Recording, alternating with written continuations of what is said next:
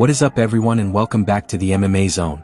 Today we are starting with Khamzat Chimaev beefing with a fake RDR account. Following this past weekend's UFC Vancouver card, Khamzat Chimaev has been very vocal about RDR's performance. Before we continue, make sure to leave a like on the video to support the channel.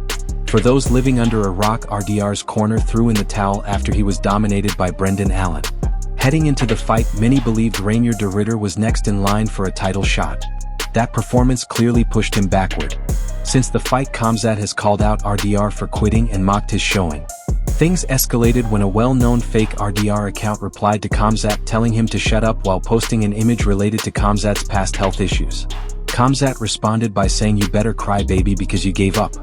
At this point, the MMA community should block this fake account because it has fooled far too many people. While on the topic of Khamzat, he also made headlines for firing back at Ikram Aliskerov. During an interview, Ikram was asked if he would rematch Khamzat on short notice. Ikram said he would be ready in 2 days if it was a title fight and added that he always trains and stays in shape. Khamzat responded angrily saying people give interviews to idiots and accusing Ikram of hypocrisy by calling it ethnic conflict when Khamzat speaks and sport when others do. Robert Whittaker also made news after calling out Sean Strickland. Whittaker confirmed he will not be fighting on the UFC Sydney card in February, but he continues to push for a fight with Strickland. In an interview with Main Event TV on Fox Sports, Whittaker called out Strickland for a potential UFC White House event. There's been plenty of chat around you potentially fighting next year in Sydney. Is that still the case? You know what? I want to. My head wants to, but I just don't think it's going to happen. You know, I'm having a baby. It's due in a few weeks. And I want to be there for that period. I want to be there for that period. I want to be there for my kids during Christmas. I don't want to be in camp during this period. I've missed a lot of them. Family time's important. You said you wanted to fight Sean Strickland, and you could almost guarantee he's going to want to push to be on that White House card. Could we see you fighting Sean Strickland at the White House? I would love to fight Sean Strickland in front of the White House. For one, I think that's going to be a monumental occasion. I think, when are you ever going to be able to fight in front of the White House ever again? But I've been trying to fight Sean for the longest of times, just because I like that fight. We've been in the same circles for a while. He's still ranked 3, which puts me right back into a conversation that I want to be a part of. And I think it'll be a fun fight. I think it'll be a good fight to watch. I'd love to be on that. Would you be interested in this fight, or do you think the White House event is too far away and that Strickland should accept the fight sooner? Staying on the topic of Sean Strickland, he also reacted to the recent backlash surrounding Israel Adesanya. Yesterday we reported on a video of Izzy doing what many called a cringe Kirk-style shot, which sparked criticism online. Sean Strickland responded to the video by writing it as a Kirk shot because my brain no work no more. A fan then replied saying Strickland deserves the next title shot. Strickland responded by saying the sad truth is that he is the only middleweight who can beat Adesanya and that he hates admitting it.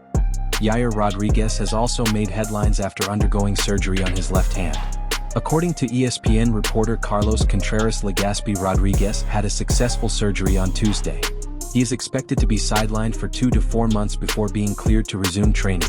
This timeline could keep Yair out of action until around spring 2026. Brendan Schaub believes Tom Aspinall needs a finish against Cyril Gane to silence critics.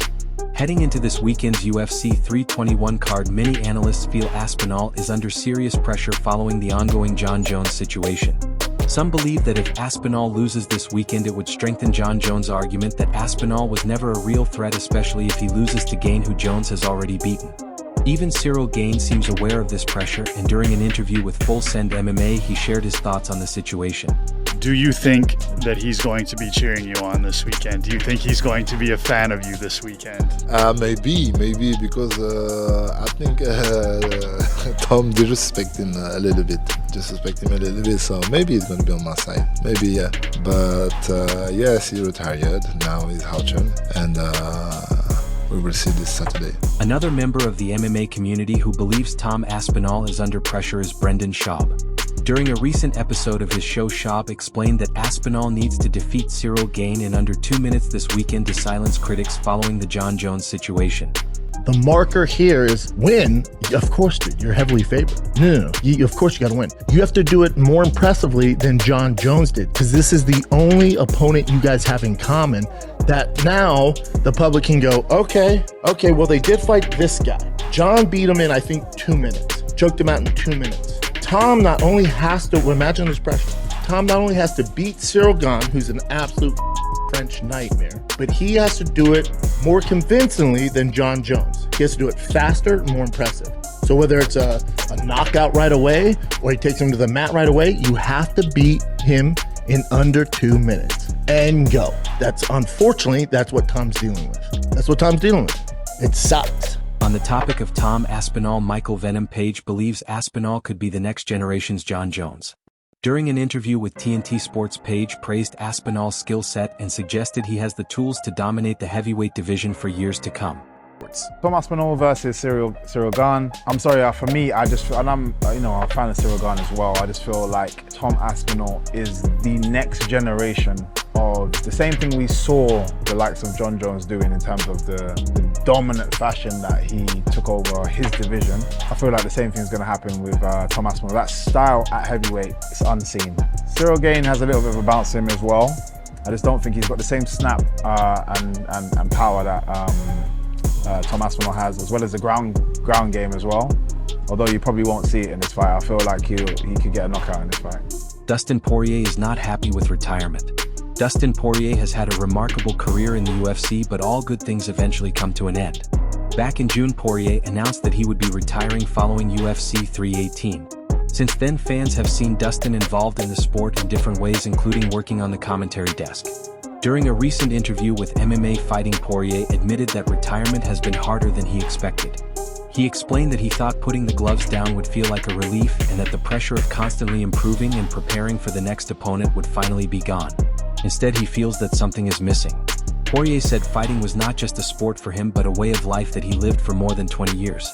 He added that the days feel long now that he is not waking up to train twice a day and staying locked into a fight camp routine. While he believes time will help heal these feelings, he is still processing the transition day by day. As for Poirier, do you think it would be smart for him to take a boxing match with Nate Diaz, or should he remain retired and focus on commentary? A UFC fighter was recently involved in a street altercation. In a video uploaded to Arnold Allen's YouTube channel where he was giving his UFC 321 predictions, Allen revealed that he was beaten up in a street incident while training in Montreal. Allen explained that the altercation happened outside a club and claimed it started because he does not speak French. In the video, his face appeared bruised in several areas, and he said one of the injuries came from a head clash. Allen reassured fans that he was okay and mentioned that it was not related to sparring. Toward the end of the clip, he teased a possible fight announcement for December, so fans should keep an eye out for his return. Mackenzie Dern has also been in the headlines after explaining her comments about Zhang Weili. Yesterday, it was reported that Dern said she was not ready to fight Weili yet during an interview with MMA Fighting. She clarified that while she believes in herself and her jiu-jitsu, she feels Weili would be a tougher matchup and she would prefer more time to prepare specifically for her. After those comments, Dern received backlash online, with some fans criticizing her for saying she was not ready to face a former champion. During an interview with Full Send MMA, Dern explained that she would be comfortable fighting Verna Jandiroba within 2 months because she has already beaten her. She said that Weili was a dominant champion and deserved a more focused training camp. Dern added that she is confident she could rise to the occasion but wants to approach the fight the right way. What do you think about Mackenzie Dern's comments? The MMA community has also reacted strongly to comments made by Bo Nickel. Bo Nickel appeared on the Ariel Helwani show where he was asked what he learned from the Khamzat Chimaev vs Dricus du Plessis fight. Nickel responded by saying that wrestling works and that if you are in the UFC you should know how to wrestle. He was then asked about the possibility of fighting Khamzat on the UFC White House card. Here is what he had to say. Maybe. I don't know. I got to win some fights. So, he's the champ. He's #1, and I'm not even in the rankings. So, I got to win some fights, and we'll see. After that, Nickel tried to clarify the comments he previously made about Khamzat. Bo explained that when he said people would see there are levels to the game in a potential fight with Khamzat, he did not mean it as disrespect. Instead, he was speaking from confidence in his own skills and belief that elite wrestling and preparation can make the difference at the highest level. Khamzat Chimaev, You're saying that his wrestling is pretty mid? This is trash. I won't even say mid. We're gonna fight at some point, and people will realize that there's levels, and it's just so funny. You go into a world of MMA where there's no other sport where people know less and think they know more. Now Bo is claiming that the comments he made about there being levels to the game and ragdolling Khamzat were meant specifically in the context of a freestyle or collegiate wrestling match and not an MMA fight. All the comments that I made about ragdolling him were in a wrestling match. I still feel like, yeah, we're to do a freestyle or collegiate style wrestling match, it's not competitive. It's not close. And, you know, a lot of the comments that get taken out of context, it's like, I don't know how you can really argue with that. You know, I'm a 3-time national champ, world champion, beat the best guys in the world. So I don't feel like I would take any of that back. But I've always said in an MMA fight, that's a dog fight. That's an absolute scrap war. And so I feel like, you know, me and him would be a great matchup. The MMA community quickly called out Bo Nickel for his comments about Khamzat Chimaev. Many fans felt that his explanation did not add up and argued that his original statements clearly sounded like he was talking about a real fight and not just wrestling. Some fans said that even if Bo had an edge in collegiate wrestling, it would not matter because they would only meet inside the octagon. Others added that in an MMA fight, Khamzat would completely dominate and out-grapple him. Several people dismissed the idea that collegiate wrestling success translates directly to MMA at the highest level and said Bo sounded delusional for thinking otherwise. The overall reaction was that Khamzat would steamroll him and that wrestling alone is not what matters most in MMA. Paddy Pimblett has also made headlines after calling out Ilia Topuria for ducking him. Pimblett said that multiple fighters have talked about wanting to fight him but refused to sign contracts when the opportunity actually comes. He claimed he was supposed to fight Justin Gaethje in Abu Dhabi in October, but that fight fell through. With Dan Hooker booked against Arman Tsarukyan and Charles Oliveira recently fighting, there were few options left. Pimblett said the only fight that made sense was Ilia Topuria and believes the bout would already be booked if Topuria had signed the contract. He accused Ilia of talking behind the scenes but not backing it up and went as far as saying that many fans would not even know who Ilia was if it were not for him. Step up, Ilia. Stop being a chorizo, be a man. He tried to jump me when I was on my own and he was with like 10 other people. He tried to attack me. Made himself famous off the back of my name. He thinks he's too good to fight me. He wouldn't be where you are without me. You know what I mean? Yeah, perfect time. I said when he moved up to lightweight, I should be the one to welcome him. I should have been his first fight at lightweight, but it never happened and he got gifted a title shot. If being honest, Poori is not Spanish. Let's just get that out there straight away. You know what I mean? He's German. He fakes to be Georgian and Spanish to get more fans. When he was born in Germany, he is a German.